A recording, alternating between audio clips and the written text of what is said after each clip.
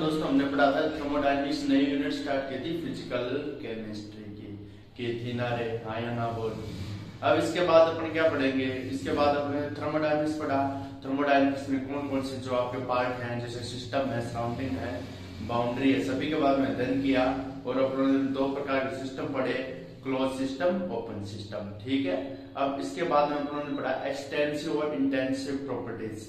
Extensive और intensive यानी मात्रात्मक गुणधर्म और विस्तृत। मात्रात्मक जिसमें पर्टिकुलर क्या थी, क्वांटिटी थी। एक था क्वालिटी जिसमें क्वालिटी देखी जाएगी। ठीक है। उसके बाद अपन आते हैं, उसको आगे बढ़ाते हुए थर्मोडायनेमिक्स इक्विलिब्रियम में अपन ने कौन कौन से एमएससी प्रीवियस में कौन कौन से अपन को तीनों के बारे में देखना है। Thermal equilibrium, mechanical equilibrium, chemical equilibrium, यानी तीन टाइप के इक्विलिब्रियम होते हैं इसमें, थर्मल, मैकेनिकल और केमिकल। डेफिनेशन अलग अलग है और एक या दो नंबर में आपका जो प्रश्न आता है उसमें पूछी जा सकती है। जैसे थर्मल इक्विलिब्रियम, ठीक है, एक टाइप ऑफ सिस्टम या a branch of thermodynamics, number of flow of heat system to surrounding. A branch of thermodynamics, number of flow of heat system to surrounding, यानी सिस्टम से सराउंडिंग में जा रही है उष्मा। ठीक है। मैंने एग्जांपल बताया था, जैसे हॉट बीकर में जल, उसमें क्या रही है उष्मा, सिस्टम से सराउंडिंग में जा रही है। मैकेनिकल गणितीय इक्विलिब्रियम, इसमें क्या होगा, प्रेशर कांस्टेंट रहेगा, यानी प्रेशर क्या रहेगा, कांस्टेंट रहेगा। ठीक है। प्रेशर ऑफ सिस्टम या in this type of system pressure of system remain constant and no work done boundary of system. और क्या किया जाता है, बाउंड्री के द्वारा सिस्टम पर कोई भी कार्य नहीं किया जाता है। दो प्रकार के कार्य आएंगे अपनों ने, अगर बाउंड्री पर कार्य किया गया हो कंप्रेस्ड में, अगर नहीं किया गया हो, जिसमें क्या होता है, एक W का मान नेगेटिव और एक W का पॉजिटिव आता है, यानी सिस्टम खुद कार्य करे या सिस्टम के ऊपर कार्य किया जाए, अलग अलग कंडीशन होती है।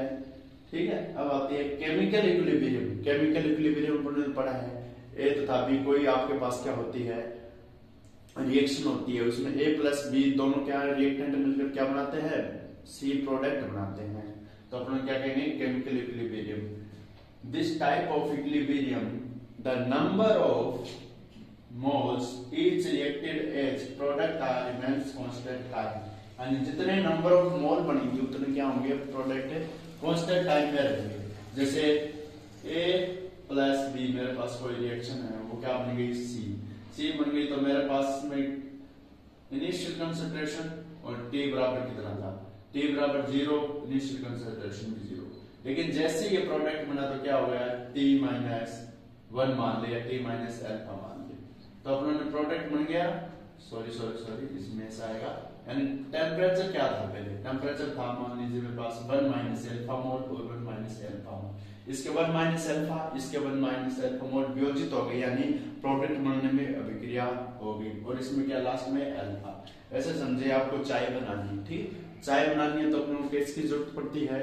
गैस में सबसे पहले उष्मा चाहिए, पानी चाहिए, चाय पत्ती चाहिए। तो अपन क्या करेंगे, वाटर को गर्म करना, तो अपन क्या करेंगे, शुरू में वाटर कैसा होता है, कोल्ड होता है, यानी ठंडा होता है, नॉर्मल टेम्परेचर में होता है। लेकिन जैसे जैसे उसकी हीट जाएंगी तो उसमें क्या हो जाएगा, 1 माइनस अल्फा बॉन्ड निकलेंगे, टाइमिंग बढ़ रही है तो मोल का क्या हो रहा है, कंसंट्रेशन चेंज हो रही है।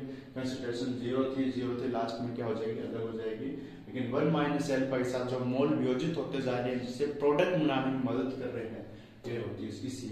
और जो ऐसी ऊर्जा जो इसमें काम आती है वो कौन सी कहलाती है, एक्टिवेशन एनर्जी। अपन पढ़ेंगे ये केमिकल इक्विलिब्रियम में, ठीक है, और ज्यादा डिटेल से।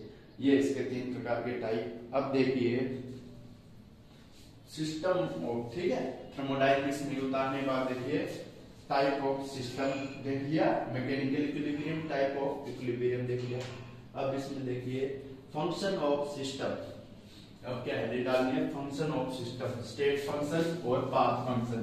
Function of system, state function कौन से होते हैं, स्टेट फंक्शन वह फंक्शन होते हैं जो किसी रिएक्शन की प्रारंभिक कंसंट्रेशन से फाइनल कंसंट्रेशन होती है तो क्या करते हैं, उसके स्टेट या फलन पर डिपेंड करते हैं।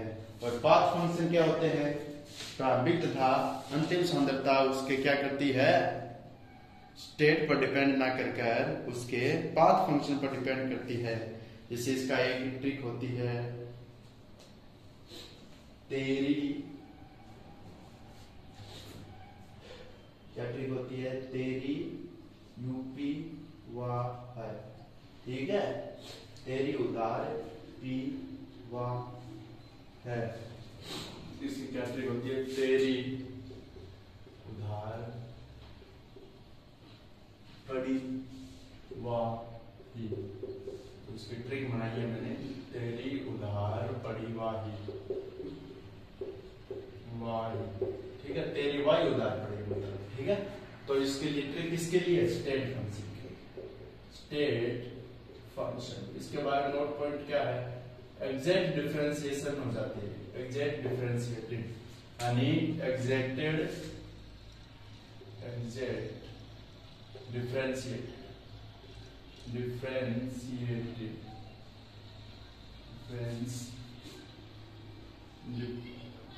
डिफरेंशिएटेड यानी एग्जैक्ट डिफरेंशिएटेड हो जाते हैं। यानी जैसे G1 G2 है तो इसका डिफरेंशिएशन करें तो एग्जैक्ट डिफरेंशिएशन कैसे हो जाएगा, G2 माइनस G1, ये एग्जैक्ट डिफरेंशिएटेड बोलते हैं, सीमा आ जाएगी। लेकिन इनका क्या होता है, पाथ फंक्शन, पाथ फंक्शन होते हैं, वो क्या होते हैं, पाथ फंक्शन देखिए, वर्क तथा हीट, वर्क हीट तो ये रही, तो वर्क तथा इसमें क्या हो जाएगी, पाथ फंक्शन में क्या आ जाएगा, वर्क तथा इनएग्जैक्ट कार्य, ठीक है, वर्क इनटू क्यू, ठीक है, ये आता है इसमें पाथ फंक्शन। इसमें क्या हो जाता है, स्मॉल लेटर से रिप्रेजेंट करते हैं, represented by small letter, letter से रिप्रेजेंट करते हैं, रिप्रेजेंट। और इसका क्या होता है, इनएग्जैक्ट यानी इनका इनएग्जैक्ट डिफरेंशिएटेड होता है, डिफरेंशिएशन होता है, इनएग्जैक्ट डिफरेंशिएटेड, एग्जैक्ट और इनएग्जैक्ट डिफरेंशिएटेड। इसमें क्या लिखते हैं अपन, G1 से G2 तो कोई सीमा है, तो इसमें क्या हो जाएगा, तो इसका क्या हो जाएगा, G1 या G2, कौन सा एग्जैक्ट डिफरेंशिएशन किसको कहेंगे, इसमें अपन वो बना है एग्जैक्ट डिफरेंशिएशन में, तो अपने क्या हो जाएगा, G1 बराबर G2, तो ये होता है एग्जैक्ट डिफरेंशिएशन। ये किस पर निर्भर करता है, depend upon path reaction, initial and final concentration, final concentration depend upon path, depend upon path,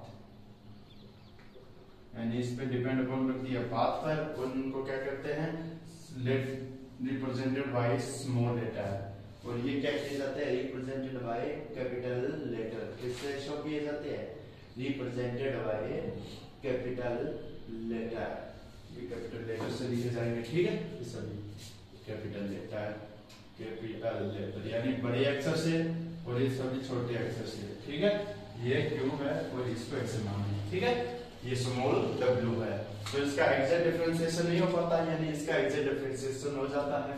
तो स्टेट फंक्शन, तो टाइप ऑफ सिस्टम कितने होते हैं थर्मोडायनामिक्स में, कितने प्रकार के फंक्शन पढ़ते हैं, दो प्रकार के, कौन कौन से, state function, path function. State function कौन सा होता है, एग्जैक्ट डिफरेंशिएशन जिनका होता हो, और कैपिटल लेटर जैसे आपके तेरी उधार पड़ी है वाही, तो इसमें क्या है, वॉल्यूम है, H हीट है, P प्रेशर है, U क्या है, ये भी एक प्रकार की एनर्जी है, ठीक है, और यहाँ पर T क्या है, टेम्परेचर है। जबकि पाथ फंक्शन क्या होते हैं, जो पाथ पर डिपेंड करते हैं, यानी रास्ते पर डिपेंड करते हैं, कितना इसने कार्य किया, यहाँ पर Q भी है, तो अपन क्या पढ़ेंगे, स्मॉल लेटर से रिप्रेजेंट करते हैं, ठीक है, this type of function not differentiated, यानी इसका क्या किया जा सकता है, डिफरेंशिएटेड नहीं किया जा सकता, तो G2 G1 G1 G2।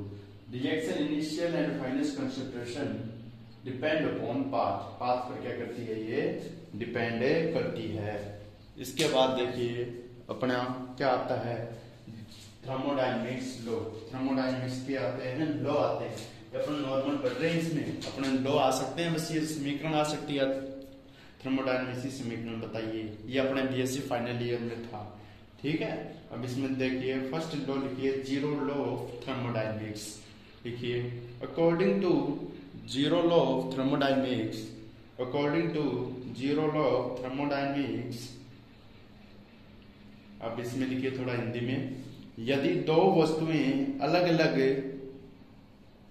किसी तीसरी वस्तु के साथ थर्मोडायनेमिक्स, यदि दो वस्तुएं अलग अलग किसी तीसरी वस्तु के साथ थर्मोडायनेमिक्स इक्विलिब्रियम में हैं तो वे दो भी आपस में इक्विलिब्रियम में होगी। तो ये क्या कहना चाहता है, यदि दो वस्तुएं अलग अलग वस्तुओं के साथ इक्विलिब्रियम में है तो वो तीसरी भी होगी। देखिए zero law of thermodynamics, zero law of thermodynamics, zero law of thermodynamics, ठीक है। थर्मोडायनेमिक्स लॉ आ गया अपने डायनेमिक्स। इसमें क्या है, यदि दो वस्तुएं, मान लीजिए ए है तथा बी कोई वस्तु है और ये सी के क्या है, ठीक है। यदि दो वस्तुएं ए और बी तीसरे की क्या है, इक्विलिब्रियम में है, तो तीसरी की क्या होगी, इन दोनों की इक्विलिब्रियम में होगी, ये बताया था। तो ये तीसरी क्या होगी, इसके भी इक्विलिब्रियम में मानी जाएगी और इसके भी इक्विलिब्रियम पे मानी जाएगी। तो इसमें क्या हो जाएगी, कंसंट्रेशन कांस्टेंट नहीं होती है, पैरेलल हो जाती है, समांतर हो जाती है, याद रखिए, ठीक है। ऐसे मत कर देना इक्विलिब्रियम में कंसंट्रेशन कांस्टेंट होती है, कांस्टेंट नहीं होती, यानी एक दूसरे के पैरेलल हो जाती है, नहीं वहां से बढ़ती है नहीं ज्यादा घटती है, ठीक है। ये होता है इसमें, ठीक है। तो अपने क्या लिखेंगे, जीरो लॉ ऑफ थर्मोडायनेमिक्स में क्या लिखेंगे, according to zero law of thermodynamics when two substance in equilibrium then other substance that be equilibrium, ठीक है। तो ये इन्होंने बताया, ये है जीरो लॉ ऑफ थर्मोडायनेमिक्स। इसके बाद अपन थर्मोडायनेमिक्स था, फर्स्ट लॉ ऑफ थर्मोडायनेमिक्स करेंगे, इसकी कुछ एप्लीकेशन करेंगे, ठीक है। फर्स्ट लॉ ऑफ थर्मोडायनेमिक्स करेंगे, फिर इसके अलग अलग कुछ प्रोसेस आएंगे, जैसे एडियाबैटिक प्रोसेस, ठीक है, आइसोथर्मल प्रोसेस, उनका क्या करेंगे, डेरिवेशन प्रोसेस निकालेंगे, साइक्लिक प्रोसेस, इनको सल्टाते हुए अपन क्या चलेंगे, फिर अपन ने अलग अलग थोड़ा सा डिटेल से पढ़ना है, फिर ये यूनिट स्टार्ट हो जाएगी। अभी तक ये क्या चल रहा है, नॉर्मल बेसिस चल रहा है, ठीक है गाइस। मिलते हैं नेक्स्ट लेक्चर में, नेक्स्ट वीडियो के साथ। तब तक के लिए आप पढ़ते रहिए, मस्त रहिए और इस वीडियो को लाइक शेयर सब्सक्राइब जरूर करते रहिए। Okay guys, bye.